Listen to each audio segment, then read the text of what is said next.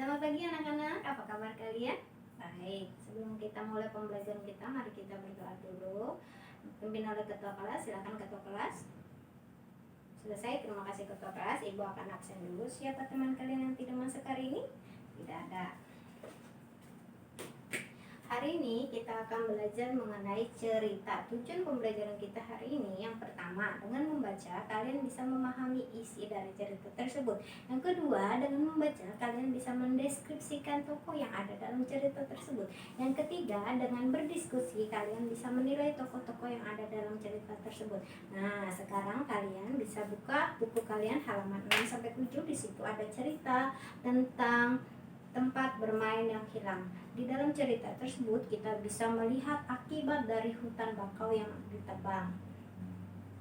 Ibu kasih waktu 15 menit untuk kalian membaca dan berdiskusi dengan teman kalian serta menjawab pertanyaan 1 sampai 4 di lembar diskusi. Setelah itu kalian bisa maju ke depan. Ibu kasih waktu 15 menit, silakan. Ya, sudah 15 menit. Ibu minta satu perwakilan dari kalian untuk maju ke depan dan kelompok lain menanggapi hasil diskusi teman kalian. Silakan kelompok 1. Ya, terima kasih kelompok 1 dan terima kasih kelompok lainnya.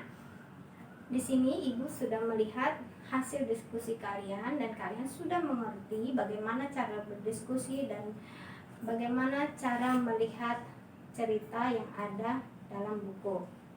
Nah, ada pertanyaan dari kalian? Tidak ada? Baik. Ibu anggap kalian sudah mengerti cerita yang kita baca tadi. Nah, sekarang Ibu akan menyimpulkan hasil pembelajaran kita hari ini.